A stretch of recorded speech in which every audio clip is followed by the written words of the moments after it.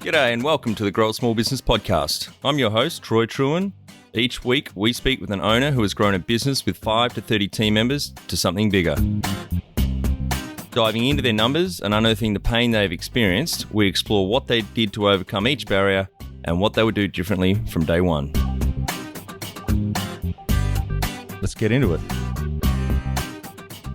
Welcome everyone. Today I'm interviewing Andrew Sendejo from BrainTree Nutrition based in beautiful Austin, Texas, United States. Thanks for your time today, Andrew. Yeah, thanks for having me. How are you? Good, going well. I wish I was in Austin though. It's very cold here in Hobart, Tasmania, Australia. And I love my couple of days in Austin with a good mate from uni some years ago. Well, it's really hot here, so I don't know. I might trade you for a little cold weather right now. Yeah. Let's start with how we know each other. Devin, who is Chad Price's executive assistant, put us in touch because we had Chad on our episode 396 back in August 2023. So you know Chad? Yeah, so Chad and I played college football together. He was actually a senior when I was a freshman in college. So he kind of took me under his wing. We played the same position and kind of showed me the ropes. We'll tell our audience a bit about your business, what it does and how it makes money.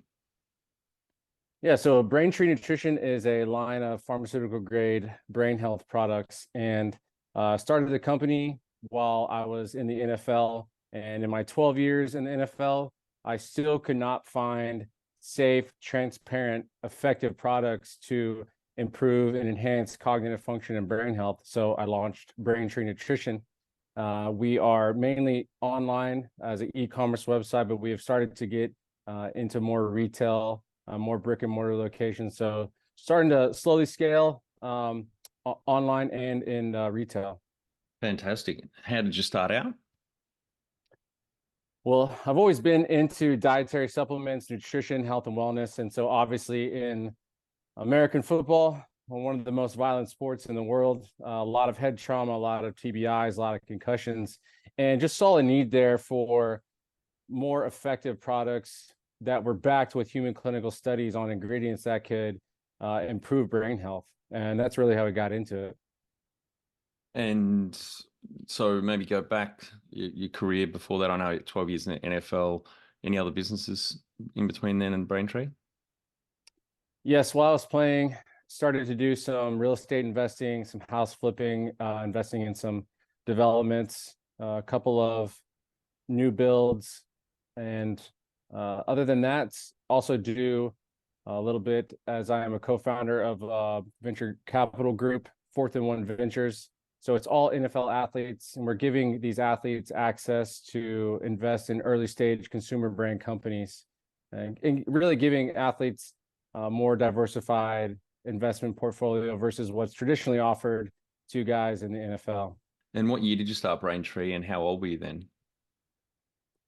Started BrainTree right at the end of 2021. So would have been, let's see, I'm 36 now, about to be 37. So it was about 33. Yeah. And do you have some key numbers you can share to illustrate the growth of the business? I know that our sales have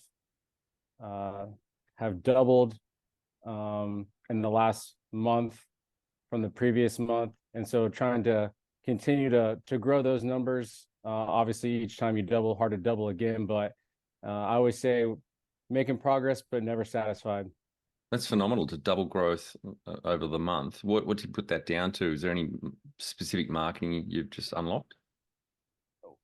One of our products is kind of seasonal with the electrolyte hydration. And so, especially down here in Texas where it gets really hot, we do see an uptick there, but still was significantly higher than year previously when we first launched the hydration product. But I think it's just tapping into all the different marketing channels on social media. Being in more retail has definitely helped as well, and just growing the brand awareness as well. And what about number of full-time equivalent team members you started with and where you're at now? Started with the 3 co-founders and now have a team of about 15 in various different areas with all of our different vendors that we have to handle all the business. Great. When was the moment you felt like you had succeeded? I will not probably feel satisfied like I have succeeded until I kind of hit a couple of these benchmark numbers that I have down for are kind of short-term goals, long-term goals.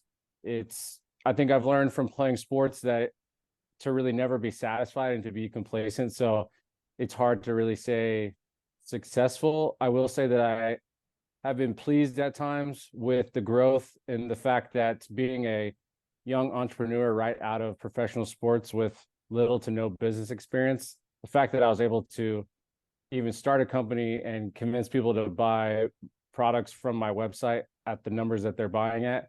There are times where I take a step back and I'm pleased, but again, never satisfied. What does success look like to you? Ultimately, in this business, success to me is where people know your company for helping people. When you bring up that that was a company that you founded or you started or that you operate, and people's feedback is, oh yeah, I've taken those products, they really helped me improve this area of my life. And to me, that would be, one of the biggest success stories, is to be a household name product that everyone knows about the efficacy of the products, how effective they are, and how we're trying to improve people's brain health. Number one thing you'd recommend to marketing a fast growing business? Keep your head down and just keep plugging away. How did you fund the business? So there's 3 co-founders. Any other investors you've taken on or grants? No other investors. We have bootstrapped the entire business from start. If you were to start up today with plenty of funding, would you go into your industry? Yes, but I would have probably, I would have been able to probably save a lot of money, and probably would have already made more money by doing it. So, Can you outline the most stressful point in your small business growth journey so our audience can learn from it? the most stressful part is just the continual day-to-day grind and the ups and downs and the ebbs and flows. You'll get small wins and then you kind of get knocked back down. So there is this part of being a small business where you do ride the emotional roller coaster, but again, you just got to stay on that thing. What area in business do you feel you've had to work on the most to add the greatest value?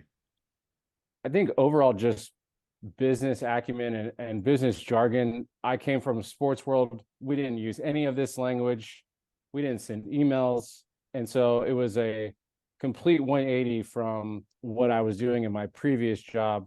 So almost just an entire transformation into a businessman. What have you enjoyed the least about managing fast growth? The stress. Mm-hmm. And what do you love most about growing a small business? Because you get to see your hard work pay dividends, because you've been putting in the work, you've been grinding away, you've been doing all the little small things that at times feel trivial and that they're not going to be important, and then you see them finally pay off, and that's always a really big reward.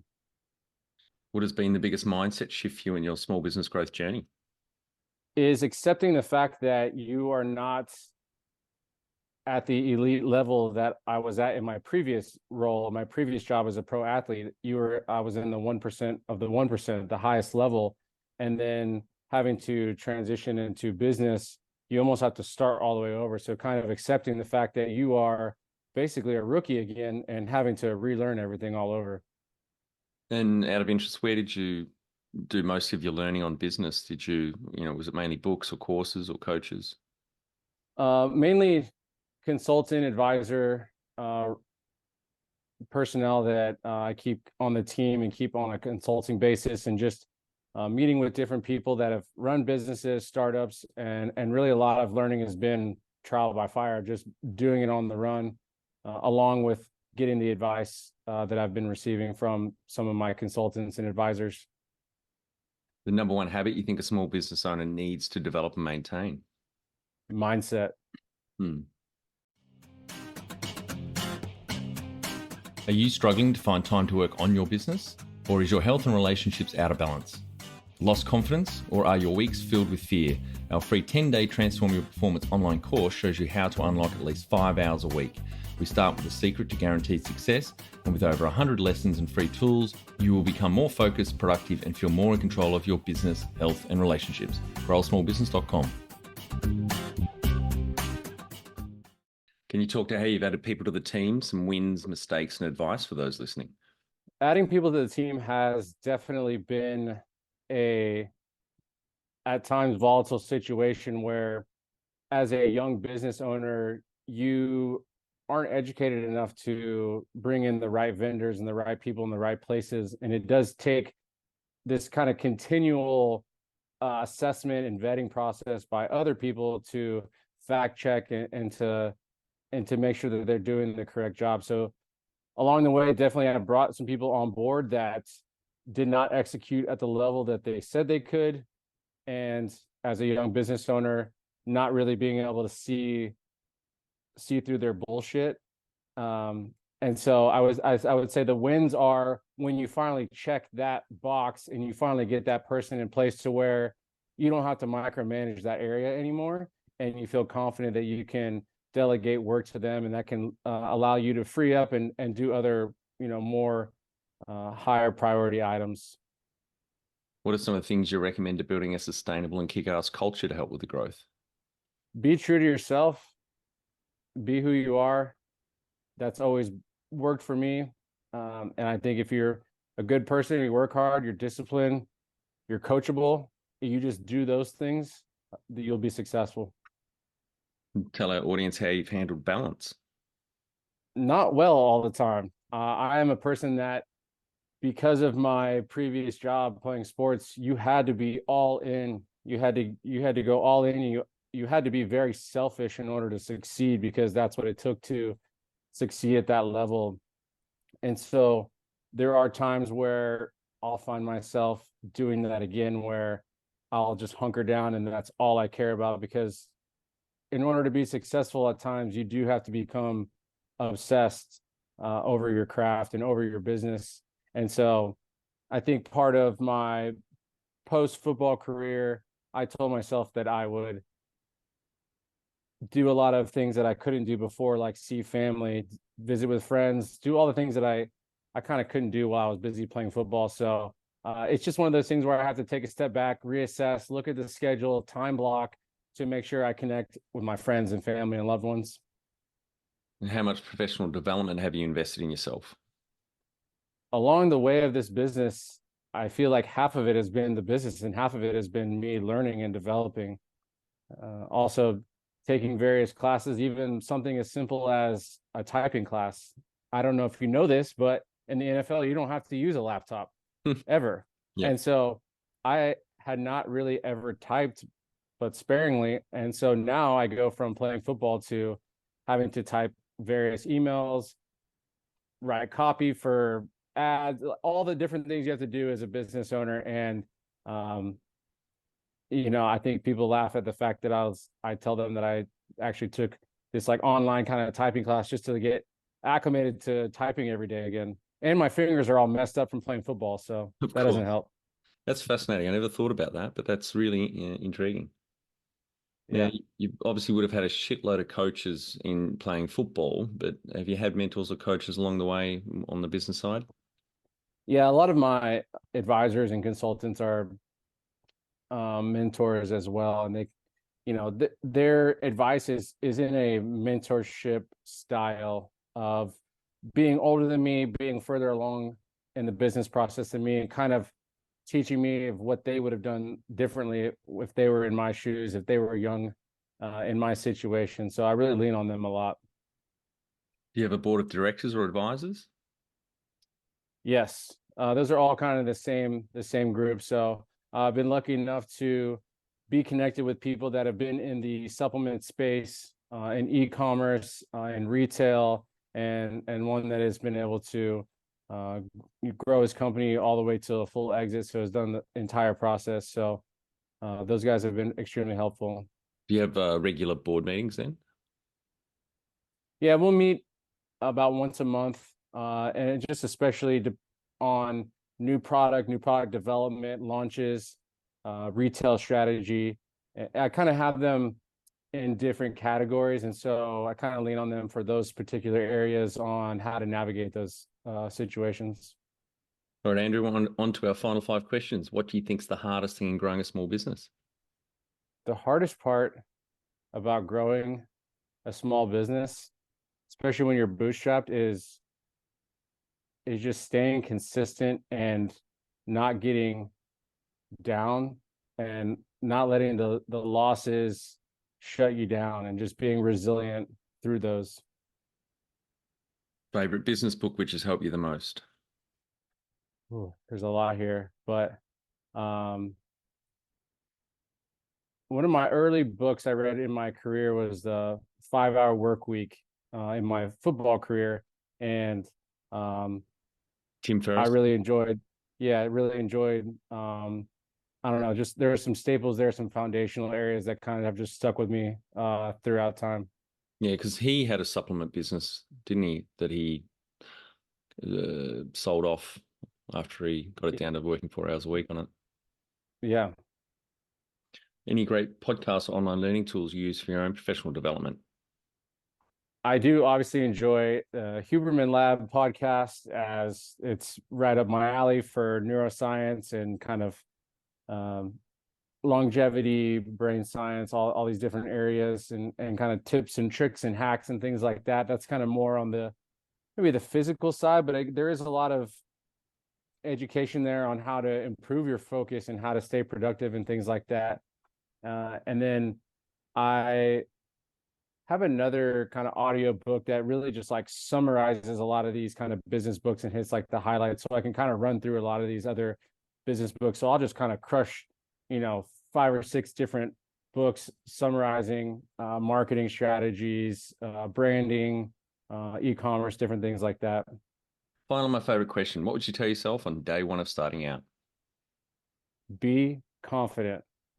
And this is something that I get asked a lot about in the sports world, of like, what would you told yourself whenever you were coming up through sports? And in high school football, I wasn't highly recruited, wasn't a highly touted prospect. If I would have known I was going to go be a 4-year starter at a major university, I would have played a lot more confidently. And the same in college football. If I would have known I was going to go on to play in the NFL for 12 years, I would have played much more confident in college. And then even in the NFL, when I first got there, had self-doubt. Do I belong here? Am I good enough? And 12 years later, in my last couple of years, I was playing with much more confidence because I knew I could play at that level. And so I remind myself of that now in business, of keeping that same mentality and that same mindset of that you belong here. You have all the attributes to succeed at this level, at a high level. Well, thanks very much for your time today, Andrew. I've really enjoyed our chat, and congratulations to you and your other 2 co-founders on the growth over the last 3 years, going from 3 team members up to 15 now. And really thank you for your time. Thank you. We're getting some great iTunes reviews. For those listening, please pop over to your podcast app and leave us a review.